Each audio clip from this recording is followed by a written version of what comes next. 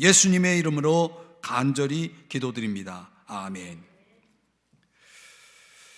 자, 우리가 1절 말씀 읽은 대로 고레스 제3년에 이렇게 성경이 시작되고 있습니다.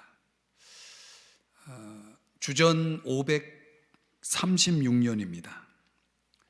다니엘서는 총 12장으로 되어 있는데 10장부터 12장까지의 내용, 마무리 부분에 와서 이제 다니엘서가 기록되는 다니엘서의 배경을 보여주는 가장 마지막 때를 보여주는 해, 이 바사왕 고레스 제3년에 한 일이 벨드사살이라 이름한 다니엘에게 나타났는데, 이렇게 말씀을 하고 있는 것입니다. 다니엘이 예레미야 예언이 성취된 것을 보았을 정도로 오래 살았는데요, 원래 이 다니엘서의 시작이라고 하는 1장의 내용을 보면은 바벨론 포로가 되어 있는 다니엘의 모습을 보죠. 그 1장에 소개되는 다니엘은 나이로 따지면 15살 정도 되었을 때입니다. 그리고 이 10장에 와서 다니엘의 나이가 어느 정도 됐으리라고 생각합니까?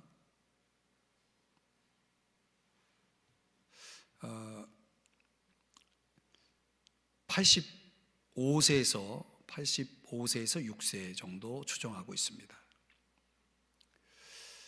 그러니까 이 주전 536년의 시점에서 그의 나이 85세쯤 되었다고 본다 그러면 이제 한 70년 정도가 이제 시간이 이제 바벨론이 이스라엘을 유다를 점령하고 그 가운데 아주 뛰어난 소년들을 이제 픽업해 가지고 그들을 데리고 가는데, 그 무리 가운데 다니엘과 세 친구가 껴 있었고, 이제 그들이 포로가 되었을 때의 나이는 15살 정도 된 상황에서 이제 그때부터 이제 포로 생활이 시작되는데, 지금에 와서는 85세 정도 되었으니까 굉장히 시간이 많이 흐른 거죠.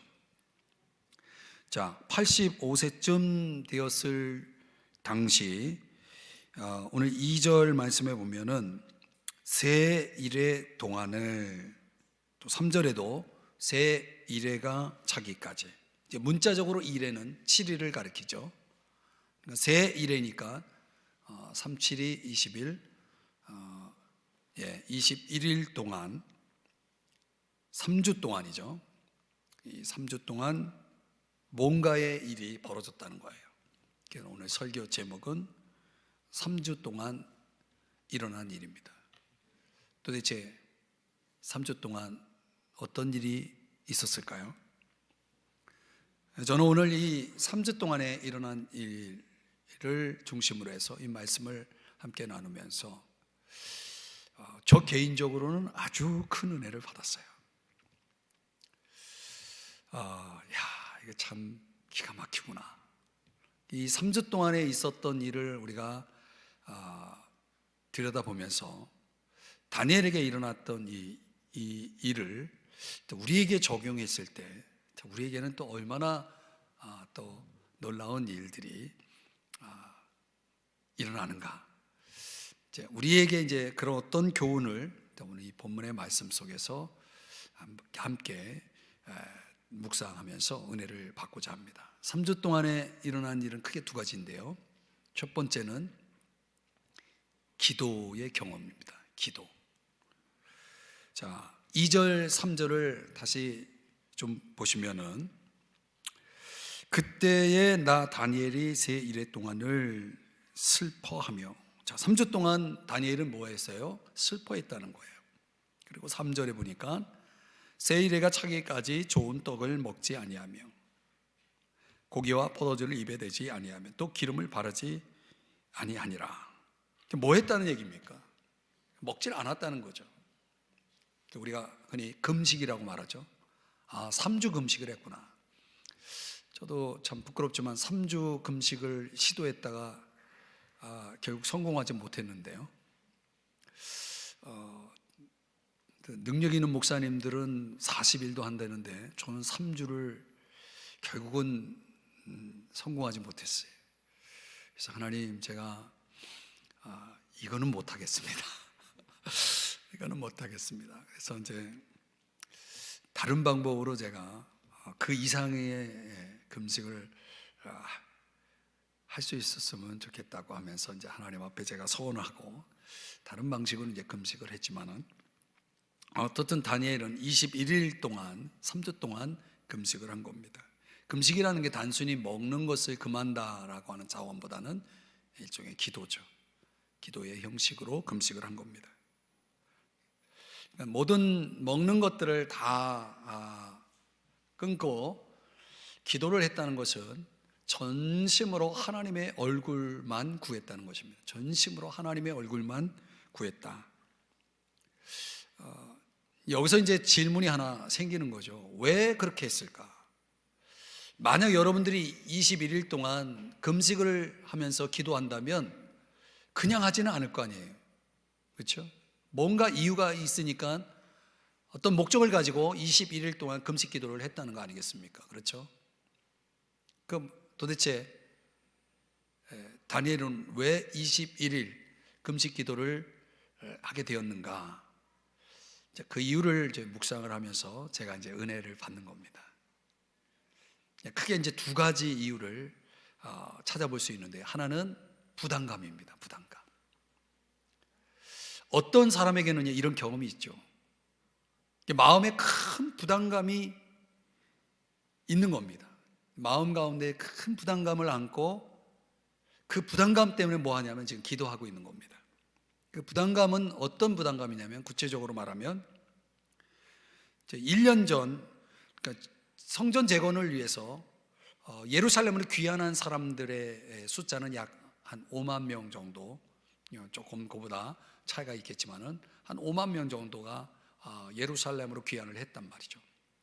지금 그 유대인들이 도대체 어떤 상황에 있는지를 다니엘은 고위직에 있었기 때문에 그 모든 뉴스들을, 공식 보고를 아마 분명하게 받았을 것이 분명합니다. 도대체 그 예루살렘으로 귀환한 사람들의 그 상황이 어떻게 돌아가고 있는지에 대한 현지 보고가 이 다니엘에게 틀림없이 그 보고가 들어갔을 텐데, 예를 들면 이런 거죠. 여러 가지 소식을 접했을 것인데, 하나는 고국에 무사 귀환을 했다는 거. 도대체 그 많은 인원들이, 수만 명의 유대인들이 고국으로 간다고 갔는데 제대로 도착이나 한 건지, 오늘날처럼 뭐 이메일을 주고받거나 아니면 핸드폰으로 소식을 나눌 수 있는 상황이 아니기 때문에 도대체 그 갔던 사람들이 제대로나 도착했을지, 이런 것들은 이건 내가 가서 보지 않는 한 모르잖아요. 그러나 다니엘은 분명히 어떤 루트를 통해서 그 소식을 들었다. 무사 귀환을 했다는 거예요. 또 다니엘이 지금 궁금해하는 것은 그들이 성전 재건이라고 하는 이 큰 일을 이제 할 터인데, 가장 중요한 것은 그들이 갈 때 그냥 가지 않고 성전 기물을 가져왔거든요. 그 성전 기물이 안전하게 도착이 되었는지, 아니면 중간에 뭐 여러 가지 강도들을 만나가지고 그런 귀한 그런 기물들을 혹이나 누구에게 강탈당하거나 빼앗기거나 분실하거나 이런 일은 없었는지, 이런 것들에 대한 또 소식도 접했을 겁니다. 또 하나 중요한 건 에스라 4장에 의하면 성전 재건의 일을 하면서 여러 가지 이미 토착민들에 의해서 방해를 받고 있었거든요. 그러니까 그런 성전 재건에 어떤 어려움을 겪고 있다는 뉴스도 다니엘이 접했을 것이고, 또 당시 이런 아주 폐허가 된 예루살렘의 그 상황들, 여러 가지 상황적인 그런 어려움들, 공경들을, 그런 다양한 뉴스들을, 보고를 받았을 것이 분명합니다. 어떤 내가 궁금해하는 것들에 대한 뉴스가, 보고가 다니엘에게 들어갔을 때 다니엘이 틀림없이 부담감을 느꼈으리라고 봅니다. 왜 부담감을 느꼈을까? 더 깊이 들어가 보면 여러 가지 다양한 뉴스 가운데 그 모든 소식들을 종합해 보면 하나님께서 예레미야에게 하신 말씀이 뭐냐면 그 약속이죠. 70일에 대한 약속, 70일에 대한 예언이 성취될 것이라고 하는 약속. 그럼 이제 다니엘은 예레미야서를 깊이 연구한 사람이에요. 그리고 그걸 가지고 기도를 이미 앞에 다니엘서 9장에서 하지 않습니까? 그러니까 예레미야 성경을 연구해 본 결과 이 70일에가 굉장히 복잡한 어떤 뭔가 그 적용에 있어서 뭔가 이렇게 차이를 가지고 있다는 것을 느낀 거예요. 왜 그렇게 되냐면 제가 설명하면 이렇습니다. 70일이라고 하는 70년이라고 하는 그 기간을 놓고 봤을 때 유대인들이 605년에 바벨론 포로가 됩니다.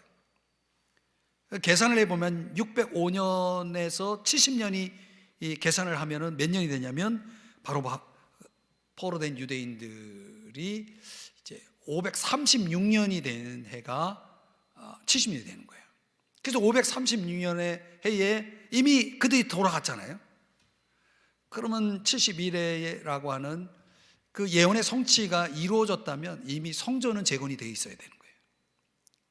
그런데 지금 에스라 4장에 의하면 성전 재건이 지금 이루어지고 있지 않는 여러 가지 어려운 상황이 전개되고 있는 겁니다. 그러니까 70일의 이 약속이 하나님이 하신 약속이 정확하다면 이건 문제가 있다는 거죠. 성전 재건이 아직 이루어지지 않은 상황에서 이걸 70일의 예언의 성취라고 볼 수는 없기 때문에 지금 다니엘이 그 말씀을 연구하면서 뭔가 이게 말씀하고 맞지가 않다, 현실이 맞지 않다 해가지고 지금 고민을 하고 있는 거죠. 근데 또 다르게 생각해 보면 첫 성전이 무너진 때가 586년입니다. 바벨론 침공으로. 아까 포로가 되어서 붙잡혀간 해는 주전 605년이지만 첫 성전이 무너진 해로 따지면은 586년이에요. 거기서 70년을 계산하면 주전 515년이 됩니다. 아직 시간이 536년이니까 아직 시간이 있는 거예요. 그죠? 만약 그러면 이 70년이라고 하는 예언의 성취를 성전이 무너진 것과 다시 성전이 세워지는 것을 기준으로 한다 그러면 아직 시간이 남아있는 거예요. 도대체 어디에다가 적용을 해야 예레미야에게 하나님께서 약속하신 것이 성취되는 것으로 봐야 되느냐, 이걸 가지고 성경을 가지고 굉장히 혼자 씨름을 했던 것 같아요. 그러니까 다니엘이 기도할 수밖에 없었던 아주 중요한 이유는 그 부담감이라는 것은 결국은 하나님께서 약속하신 것이 이루어져야 되는데 이게 도대체 언제 이루어질 것이냐라고 하는 차원에서 볼 때 다니엘의 관심이 무엇에 집중하기 시작하냐면 성전이 재건되는 시점으로 보았던 것 같아요. 근데 빨리, 아니면 536년이 기준이라면 1년 안에 빨리 성전이 건축이 끝났어야 되는데 아직 끝나지 못하고 있는 상황에 대해서 조바심이 생긴 거죠. 그러니까 여러분, 우리가 이제 다니엘의 입장이 아니기 때문에 제가 이런 설명을 드리면 여러분들이 잘 와닿지 않을 수 있는데, 다니엘이 어떤 말씀을 하나님께 받았어요. 그 말씀이 반드시 이루어질 걸 믿고 있어요. 근데 현실이 그 말씀이 이루어지고 있지 않아.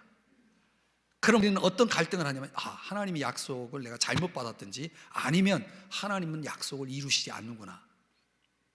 하나님에 대한 뭐가 무너지는 거예요? 신뢰감, 믿음이 무너지는 거죠. 이게 둘 중에 하나예요. 내가 잘못 말씀을 받았든지 아니면 하나님이 뭔가 지금 문제가 있든지. 말도 안 되는 말이지만 하나님이 약속해놓고 약속을 이루지 않는 거예요. 언제 우리가 그런 마음을 갖게 되냐면 상황이 내가 생각한 대로 돌아가지 않을 때 그렇게 되는 거죠. 그러니까 536년에 중단된 성전 재건의 문제가 언제 시작되냐면 역사적으로는 520년에 다시 재건이 시작됩니다. 그러니까 몇 년이 더 성전 재건의 차원에서 보면 몇 년이 딜레이가 됐냐면 16년이라는 시간이 그냥 스탑이 돼버린 거예요. 그러니까 이 다니엘의 입장에서는 성전 재건이 빨리 돼야 되는데 그 상황이 안 돌아가니까 이거 보통 고민이 아니었을 겁니다. 이렇게 되면 사람이 하나님 앞에 엎드리지 않을 수가 없는 거죠. 틀림없이 다니엘은 이 16년이라고 하는 시간이 계속 성전 재건이 중단되고 있는 이 상황을 받아들이기가 어려웠을 거예요. 왜냐하면 70일의 약속이 지금 벌써 이루어져야 되는데 이루어지지 않는 거에 대해서, 그러니까 이중 적용에 대한 70일의 이중 적용에 대한 이해가 다니엘에게 없었다는 결론입니다. 다니엘은 이 성전 재건의 중단이라고 하는 이 심각한 문제를 놓고 염려하면서 하나님의 약속에 대한 여러 가지 의구심을 가지고 하나님 앞에 부담감을 가지고 엎드리게 되는 것입니다. 그런데 결과적으로 놓고 보면 이 16년 동안 중단되고 지연된 이 상황이 하나님이 멈춘 시간이 아니라는 거죠. 말하자면 하나님은 성전 재건이 중단된, 지연된 중에도 하나님의 주권적인 섭리는 계속 진행되고 있었다는 거예요. 하나님은 계속 일하고 계셨다는 거죠. 그러니까 다니엘의 시간은 멈춰 있었는데 하나님의 시간은 멈춰 있지 않았다는 겁니다. 자, 이 깨달음이 저에게 엄청난 복음이 되는 거예요. 그러니까 우리가 볼 때는 시간은 멈춰 있는 것 같고, 뭔가 상황이 멈춰 있는 것 같고, 아무것도 보이는 게 없고, 그렇다면 하나님은 무능하든지, 하나님은 뭔가 말씀하신 대로 하지 않는 믿을 수 없는 분이든지, 뭔가 그런 어떤 차원에서 우리가 하나님과의 관계를 씨름할 수가 있는 거죠. 그런데 하나님은 그분의 시간을 계속 진행하고 있었다는 거예요. 그러면 여러분, 우리가 여기서 깨달아야 될 게 뭡니까? 우리의 시간이 주님의 손 안에 있다는 걸 깨달아야 되는 거예요. 이게 여러분들 신앙생활에 있어서 어마어마한 중요한 개념입니다. 한번 성경을 볼까요? 시편 31편 15절인데 자막의 내용만 같이 읽어보죠. 시작. 나의 앞날이 주의 손에 있사오니. 이 유대 민족의 미래에 대해서 지금 하나님이 진행하는 여러 가지 시간표들을 놓고 봤을 때 현실과 뭔가 맞지를 않아요. 현실은 멈춰 있는데 하나님이 일하고 있다라고 볼 수가 없어요. 그러나 하나님은 일하고 있었고 마침내 성전이 재건이 되지 않습니까? 그렇죠? 515년에 16년 동안 하나님은 아무것도 하지 않은 것이 아니라 당신의 그 주권적인 섭리 속에서 여전히 일하고 있었다는 거죠. 그러니까 주님의 뜻을 성취하는 데 있어서 하나님은 결코 그분의 시간을 늦추지 않는다는 거예요. 그분의 시간은 정확하다는 거죠. 그러니까 우리의 시간에 우리의 인생을 맞출 때 그때 우리가 종종 마음이 무너지고 또 실망이 되고 낙심이 될 때가 많죠. 두 번째, 이 다니엘이 이렇게 온 마음으로 기도할 수밖에 없었던 이유가 또 하나 있어요. 그러니까 하나님의 어떤 시간표에 대한 여러 가지 이제 궁금한 것들, 이게 도대체 뭐냐 말이죠. 해가지고 그 시간의 문제를 가지고 부담감을 느꼈을 것이고 그래서 기도했을 것인데 거기서 끝나지 않고 다니엘은 이미 우리가 앞에서 살펴봤지만 다니엘이 환상을 봤는데 어떤 환상을 봤냐면 70일에 대한 환상을 봤어요. 근데 그 70일에라고 하는 것이 현실적으로 다니엘이 눈앞에 그 이스라엘의 미래에 대한 어떤 하나님이 하실 일에 대한 내용들이라는 것은 다니엘이 알고 있었어요. 근데 9장에서 우리가 살펴본 대로 그 70일에가 이루어지는 상황 속에서 벌어지는 일들, 그건 곧 이스라엘의 역사, 이스라엘의 미래거든요. 그 이스라엘의 미래에 대한 궁금증이 또 생겼던 것 같아요.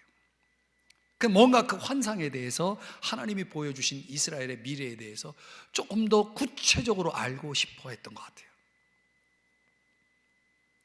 도대체 9장에서 저에게 보여주셨던 하나님의 그 환상이, 비전이 도대체 어떤 겁니까? 하나님, 저에게 좀 더 보여주세요. 이렇게 생각을 했다는 거죠. 그러니까 다니엘은 이스라엘의 미래에 대해서 하나님이 보여주신 그 환상의 진리를 좀 더 깊이 알고 싶어 했다는 거죠. 왜냐하면 이걸 아셔야 돼요. 다니엘의 나이가 몇 세입니까? 85세죠. 근데 이 71회라고 하는 이 놀라운 이스라엘의 비전을 누구만 알고 있어요? 다니엘만 알고 있는 거예요. 노인 다니엘은 15세, 앞으로 15세 포로가 돼가지고 85세까지 오는 동안 하나님이 많은 것들을 보여주시고 알게 하셨고, 또 이스라엘의 미래까지도 하나님께서 알려주셨지만은 다니엘은 너무나 잘 알고 있었다는 거예요. 뭐를? 자기가 이제 죽을 날이 얼마 남지 않았다는 거예요. 그러면 이제 어떤 생각이 이제 들겠습니까? 자기가 살아있는 동안 자기밖에 모르는 거잖아요, 지금. 이거를 좀 더 구체적으로 알면 누구에게 도움이 되겠어요? 다니엘에게 도움이 안 되죠. 다니엘은 어차피 죽은 사람이 될 거고, 그죠? 누구에게 도움이 되겠습니까? 남은 이스라엘 백성들이죠. 남은 자들이죠. 바로 이겁니다. 그의 백성들을 죽기 전에 그들을 위로하고 그들을 경고하게 할 수 있는 어떤 메시지를 하나님이 나에게 이미 보여주셨지만 그보다 더 구체적으로, 더 자세하게 그들이 알 수 있도록, 또 그들이 준비할 수 있도록, 그들이 미래를 준비할 수 있도록 그들에게 뭔가를 남기고 싶어 했을 거라는 거죠. 다니엘은 무엇을 위해 기도한 겁니까? 결국은 자기가 죽어 이제 이 세상을 떠나겠지만 이 이스라엘의 남은 자들, 유대의 남은 자들을 위해서, 그들을 위해서 자기가 할 수 있는 일을 지금 하고 있었던 겁니다. 그들을 위해서. 결과적으로는 10장, 11장, 12장이 바로 이 3주 동안의 기도 때문에 기록될 수 있었다는 거예요. 그리고 우리는 이 당시에 이런 다니엘이 남겨놓은 이 자료를 접할 수 없었겠지만 이스라엘 백성들은 그 자료를 보았을 것이 분명하죠. 그렇다면 그들에게 얼마나 도움이 되었겠는가라는 것입니다. 때때로 주님은 우리에게도 우리 인생에 있어서 뭔가를 남기면서 살기를 원하신다는 거죠. 누군가에게 도움이 될 수 있는 어떤 일들을 나에게 맡기실 때가 있는 거죠. 그런 겁니다. 이 탈무드에 나오는 이야기 가운데 어느 노인이 사과나무를 심는 겁니다. 가만히 길을 가다가 어떤 사람이 보면서 노인에게 묻습니다. 그 사과나무를 심으면 언제쯤 열매를 딸 수 있을 것 같습니까? 그랬더니 노인이 하는 말이 한 30년 후에나 이 사과나무의 열매를 딸 수 있을 것 같습니다. 딱 이렇게 답을 합니다. 그랬더니 그 지나가던 사람이, 이제 질문한 사람이 하는 말이, 아니 어르신은 30년 후에는 그 사과나무 열매를 먹지도 못할 분이 왜 그 나무를 심습니까? 이렇게 되물었어요. 그랬더니 그 노인이 하는 말이 그런 겁니다. 자기가 태어날 때 심지도 않은 사과나무가 이미 열려 있어서 자기는 자라면서 이 사과나무의 열매를 먹을 수가 있었다고. 이 사과나무의 열매를 누가 심었냐면 할아버지가 심은 그 사과나무의 열매를 나는 내가 심지 않았지만 그 열매를 먹었다고.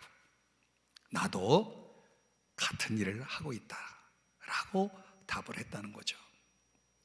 누구를 위해서 종을 울려야 되는 겁니까? 누구를 위해서 여러분들은 나무를 심어야 될까요? 누구를 위해서 여러분들은 봉사를 하고 있습니까? 누구를 위해서 여러분들은 열심히 돈을 벌고 있습니까? 누구를 위해서 여러분들은 열심히 살고 있습니까? 가만히 보면 다니엘은 지금 3주 동안 온 마음으로 하나님의 얼굴을 구하면서 그가 기도하면서 씨름했던 그 시작점, 마음의 부담감,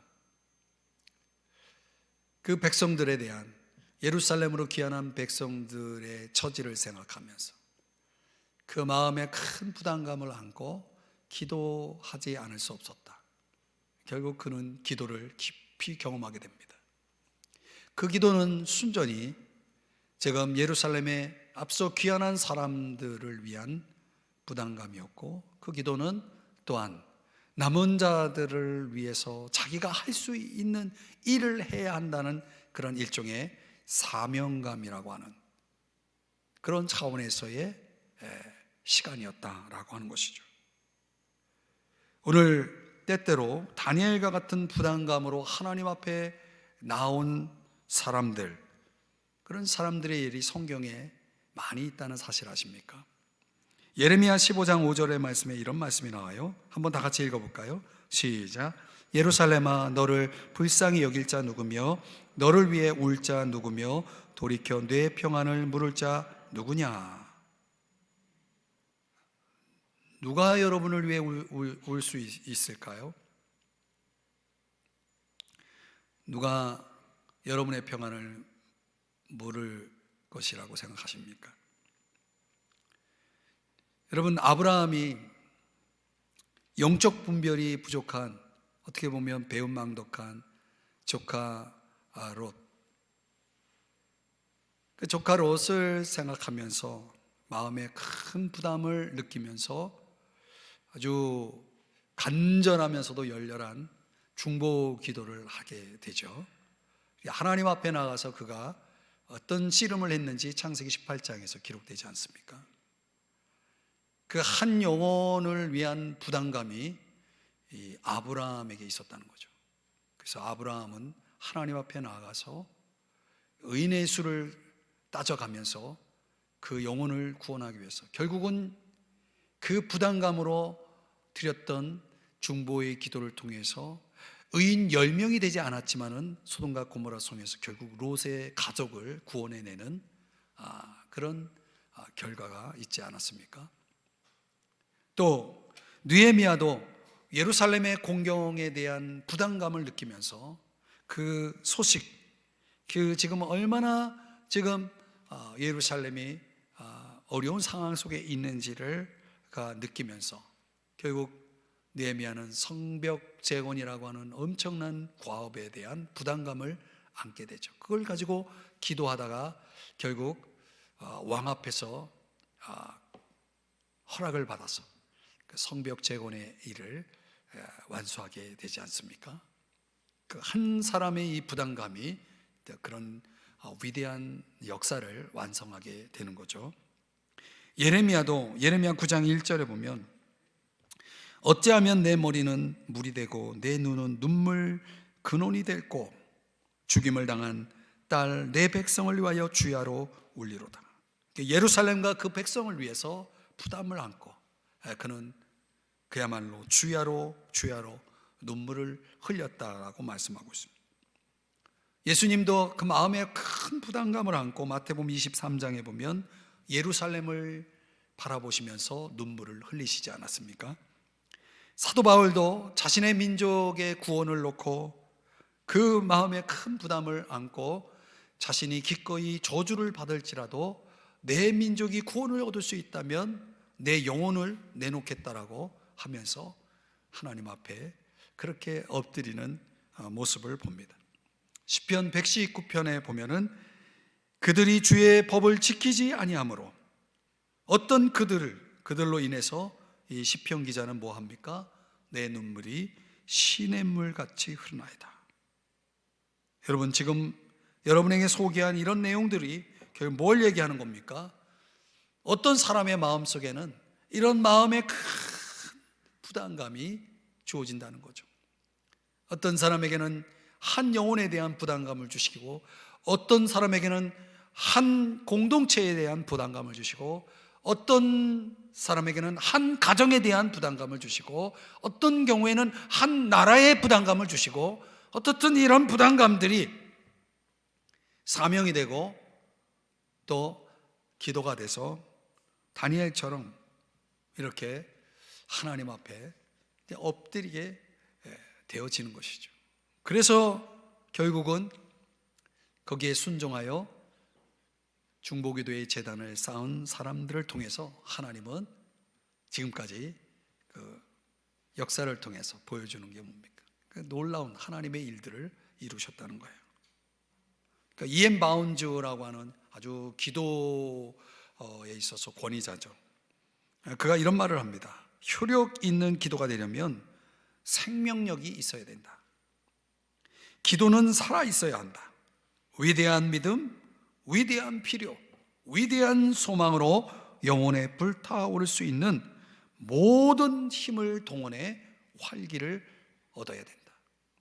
그러니까 이엠 바운즈가 얘기하고 있는 이 지금 핵심이 뭐냐면 바로 이런 기도, 바로 다니엘의 기도 속에 있었다는 거예요. 그 효력 있는 기도, 생명력 있는 모든 힘이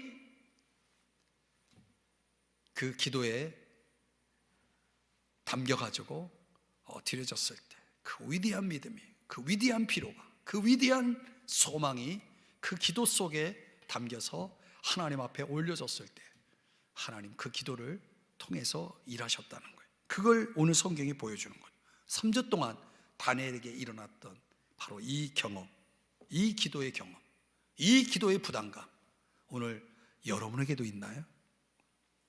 여러분에게도 있나요? 어쩌면 이런 특별한 기도의 자리에 오시는 분들은 내가 그래도 가서 기도해야지, 내가 그 분을 위해서 가서 또 기도해야지, 내가 그 문제를 가지고 가서 또 기도해야지, 어쩌면 그런 부담감을 가지고 이 자리에 와 계신 분도 있으리라고 봅니다. 때때로 하나님께서 목회자인 저의 마음속에도 어떤 영혼을 놓고, 어떤 가정을 놓고, 또 우리 교회 공동체를 놓고 또 하나님이 주시는 그 부담감이 있을 때가 있습니다. 근데 어떤 경우에는 그런 부담감을 하나님 앞에 내가 순종하지 못하고 그냥 흘려버리는 경우도 있어요. 그러나 오늘 다니엘은 이런 놀라운 기도의 경험, 그 3주 동안 그에게 일어났던 그 기도의 경험은 하나님이 주신 부담감을 끌어안고 중보기도의 제단 속에 자기를 들여서 하나님 앞에 지금 기도했던 겁니다.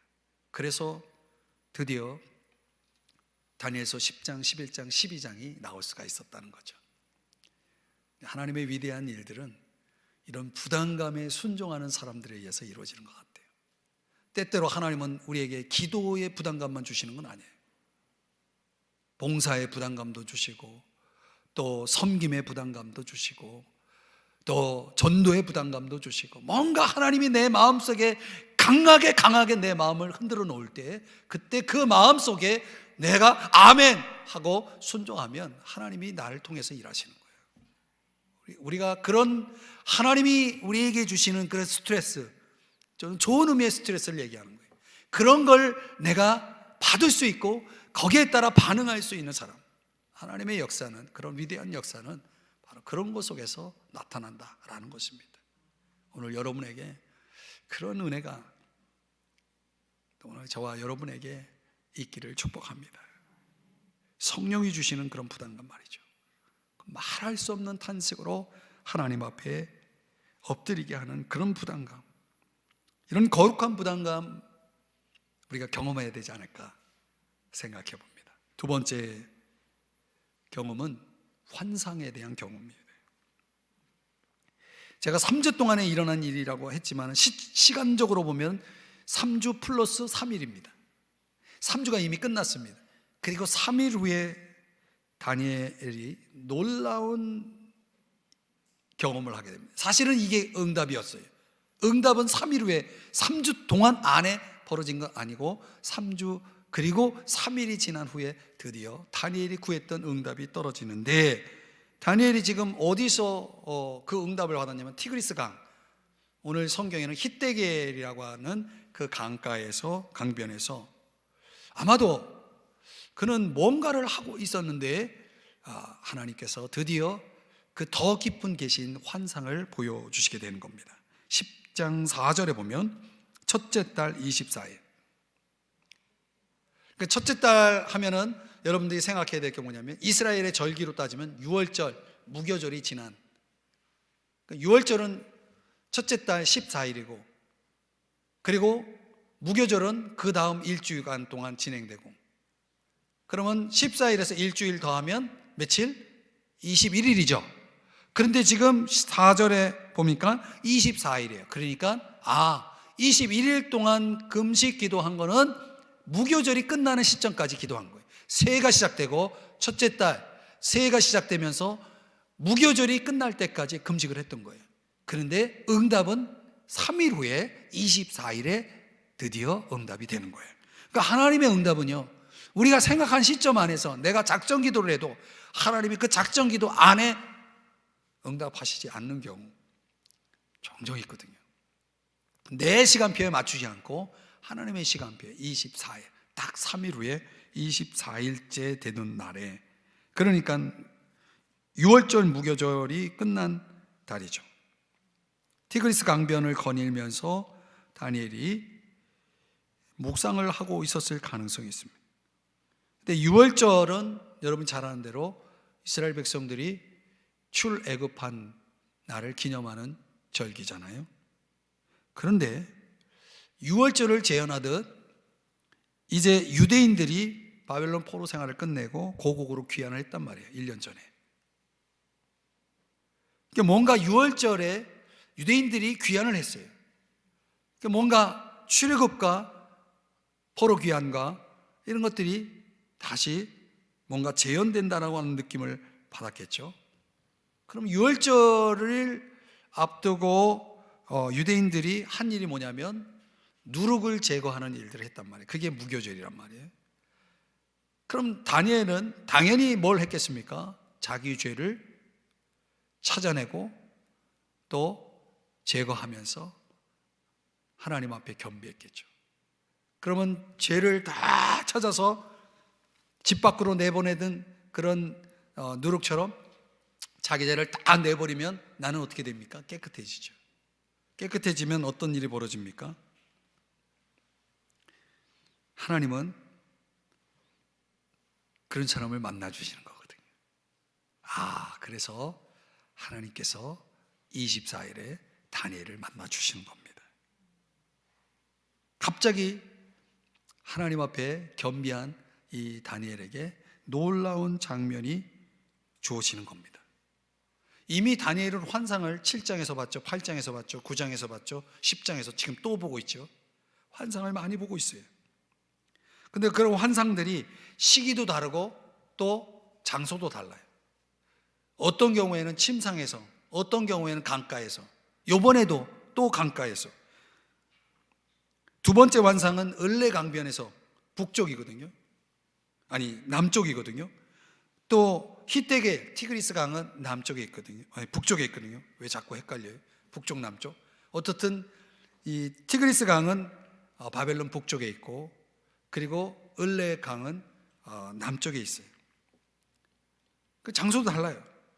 그 모든 장소들을 번갈아 가면서 하나님이 다니엘에게 여러 가지 환상을 보여주시는 거예요. 근데 그 환상이 왜 이렇게 장소나 시간이 구체적으로 명시될 수밖에 없냐면, 내가 나 개인적으로 보는 나 개인적인 차원에서의 환상이 아니고 국가적인 차원이고 객관적인 차원에서 이 환상은 뭐와 연결되냐면 유대의 역사, 유대의 미래의 역사와 연결되는 환상이기 때문에 중요해서 다니엘이 이걸 다 기록을 하는 거예요. 그러면 이 유다 그 미래의 역사하고 뭐가 또 연결되냐면 인류의 종말과 또 연결이 돼요. 그래서 여러분에게 제가 종말론 강의할 때 다니엘서를 인용을 하는데 9장을 인용했고 또 몇 장을 인용합니까? 11장, 12장을 인용하는 거예요. 이게 다 인류의 종말과 연결되고 이스라엘의 미래와 연결되는 거거든요. 그러니까 이스라엘의 미래가 인류의 종말과 또 관련이 있다는 걸 말씀드리는 거예요. 그런데 오늘 본문에서 여러분에게 강조하면서 조금 정리를 해보면은 다니엘서 10장 5절 6절에 보면 바로 요거예요. 도대체 다니엘이 어떤 환상을 봤느냐라고 했을 때 그 환상의 핵심이 뭐냐면 한 사람이에요. 한 사람을 봤다는 거예요. 이 한 사람이 누구냐? 대다수의 성경학자들은 성육신 이전의 예수님이라고 말하고 있어요. 이 다니엘이, 그 오래전 다니엘이 환상 중에 한 사람을 보았는데 예수님을 본 거예요. 그 예수님에 대한 묘사가 5절 6절에 나와 있는데, 이런 묘사와 아주 유사하게 또 한 사람이 봐요. 그가 누구냐면 요한계시록에 사도 요한이 반모섬에서 보았던 예수님이에요. 그러니까 사도 요한이 반모섬에서 보았던 예수님과 다니엘이 이 티그리스 강변에서 보았던 예수님과 비슷하게 이렇게 연결이 되는 거예요. 그러니까 결국은 두 사람 다 공통점이 뭐냐면 환상 중에 누굴 본 거예요? 예수님을 만난 거예요. 그게 뭐 이렇게 중요하냐? 여러분이 만약에 이철희 목사가 천국 갔다 왔다면 천국이 어떤 곳인지 여러분 궁금해 하실 거 아닙니까? 그럼 제가 천국에 대해서 많은 이야기를 할 거 아니에요? 여러분 천국 다녀온 사람, 지옥 다녀온 사람 간증을 들어보신 적 있어요? 그럼 간증 많아요. 그런데 간증을 들어보면 다 달라요. 도대체 어떤 게 진짜인지 알 수가 없어요. 천국을 보고 지옥을 본다는 것보다 더 중요한 게 뭡니까?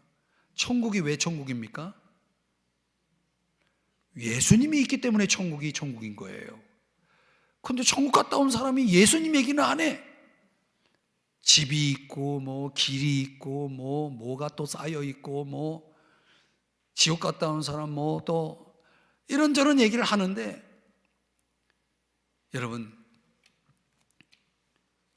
설명이 필요 없는 거는 천국을 보았다는 것, 지옥을 갔다 왔다는 것, 그보다 더 중요한 사실은 예수님을 만났다는 거예요. 예수님을 만났다는 거예요. 예수님의 환상을 능가할 수 있는 건 없는 거예요. 다니엘이 이스라엘의 미래에 있을 일들을 안 것보다는 더 중요한 건 바로 이 한 사람을 보았다는 거예요. 그런데 그와 함께 있던 사람들은 보지 못했어요. 다니엘서 10장 7절 이하 9절에 보면은 이 환상을 나 다니엘이 홀로 보았다라고 말하고 있습니다. 그 영광스러운 환상이 나타날 때에 모든 사람들이 벌벌 떨고 있었지만은 다니엘이 그걸 목격했다라고 하는 것입니다. 지금 다니엘은 뭐 하고 있다가 본 겁니까? 기도하다가 묵상하다가 본 겁니다. 그 기도 속에서 주의 빛나는 영광을 보았다는 것입니다. 왜 예수님은 다니엘에게 나타났을까요?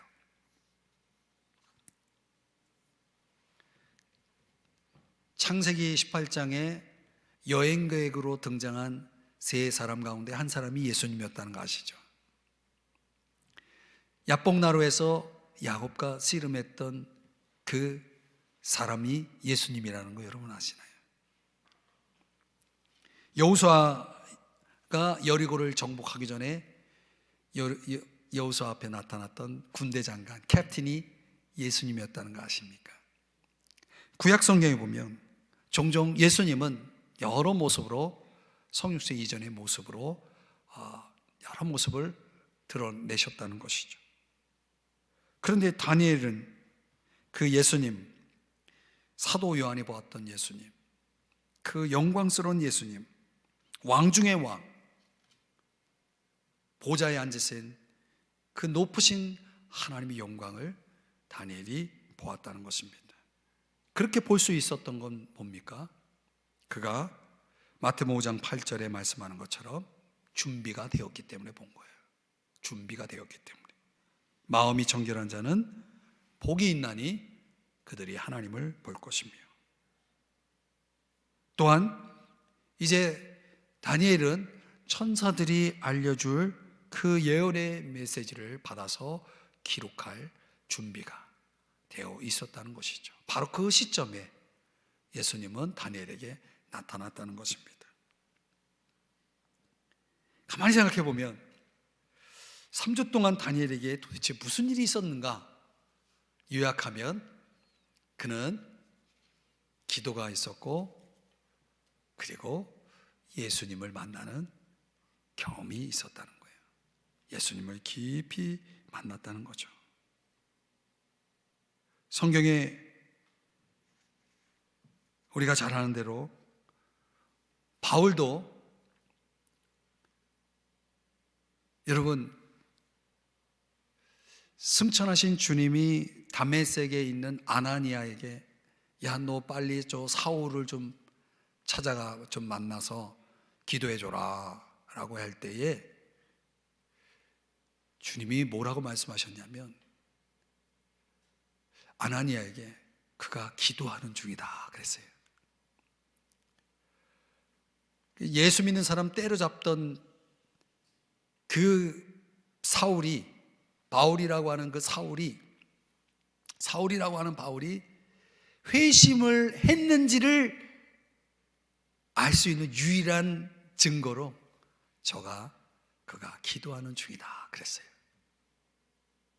그리고 그는 실제로 기도하고 있었고, 기도하다가 아나니아의 안수를 받고 눈이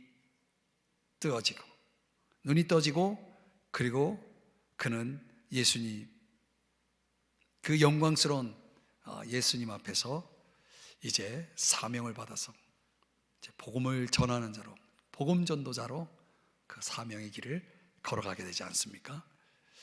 가만히 보면 다니엘이 3주 동안에 경험했던 것과 바울이 주님을 만나는 과정 속에 그가 했던 경험하고 똑같이 이렇게 연결이 되더라고요. 그래서 제가 이거 뭐지? 구약의 다니엘과 신약의 바울이 연결되네? 그렇다면은 오늘 하나님께서 저와 여러분에게 어떤 도전을 하고 있는 거냐면, 우리가 다니엘이 3주 동안 경험했던, 바울이 회심 초기에 경험했던 것들이 우리 신앙인들에게 있어서 가장 중요한 경험이구나 라는 것을 저에게 깨닫게 해주셨어요. 알게 해주셨어요. 바울은 여러분, 그의 사역 말기에 그가 하나님 앞에 간절히 구했던 건 뭐냐면 예수님을 더 깊이 알기를 바라는 그런 소원을 고백을 합니다. 빌립보서에 보면은. 그러니까 결국 우리가 할 수 있는 신앙생활에 있어서 가장 중요한 최고의 경험이라는 것은 바로 두 가지구나. 기도요, 예수님을 경험하는 거구나. 예수님을 경험하는 거구나. 그러니까 하나님은 오늘 저와 여러분에게 그 두 가지를 알려주시는 거예요. 예레미야 29장 11절서부터 13절의 말씀 가운데 이렇게 보면, 너희가 내게 부르짖으며 내게 와서 기도하면 내가 너희들의 기도를 들을 것이요, 13절에 보면 너희가 온 마음으로 나를 구하면 나를 찾을 것이요 나를 만나리라, 이렇게 말씀을 하는 거죠. 기도와 또 하나님을 만나는 것, 이렇게 연결되는 것처럼 말이죠. 오늘도 우리 주님께서 여러분에게 이런 시간을 가지라고 오늘 저와 여러분을 이 자리에 불러주신 게 아닌가, 이런 생각이 듭니다. 하나님 앞에 저와 여러분이 기도를 깊이 경험할 수 있는 기회, 어떤 마음의 부담감을 하나님이 주신다면 바로 그것은 우리가 기도를 경험할 수 있는 절호의 기회가 된다는 것. 또 무엇보다도 저와 여러분의 신앙의 최고의 목표는 예수 그리스도를 더 깊이 아는 것이어야 됩니다. 예수님을 깊이 좀 경험해야 됩니다. 내가 오늘이라고 하는 시간 속에 알고 있는 예수님보다 더 깊이 만나고 알 수 있는 그런 삶을 우리가 살아가야 한다는 것이죠. 오늘 이 자리가 그런 축복의 자리가 될 수 있기를 주의 이름으로 축복합니다. 오늘 3주 동안에 일어났던 일들이었지만은 이건 3주 동안에 일어날 일이 아니고요, 저와 여러분의 주님 앞에 가는 순간까지 일어나야 될 일들이, 우리의 매일 속에 일어나야 될 일들, 하나님이 오늘 여러분에게 어떤 기도의 부담감을 주셨는지 모르겠습니다. 오늘 여러분들이 오늘 이 자리에서 할 수 있는 최고의 경험이 뭔지 아시겠습니까? 주님을 만나는 거예요. 그 주님을 보는 겁니다. 그 주님을 깊이 만나고 그분을 더 깊이 아는 경험, 오늘 이 자리가 될 수 있기를 축복합니다. 기도하겠습니다. 사랑하시는 주님, 오늘 3주 동안에 일어난 일들, 다니엘에게 있었던 이 귀한 일들을 묵상하면서 주님, 우리의 기도의 제목들이 바뀌고 우리의 인생의 목표가 바뀌고 하나님 앞에서 우리가 어떤 남은 인생을 살아가야 될지를 주님, 저희들에게 말씀해 주셨음을 깨닫습니다. 주님, 날마다 살면서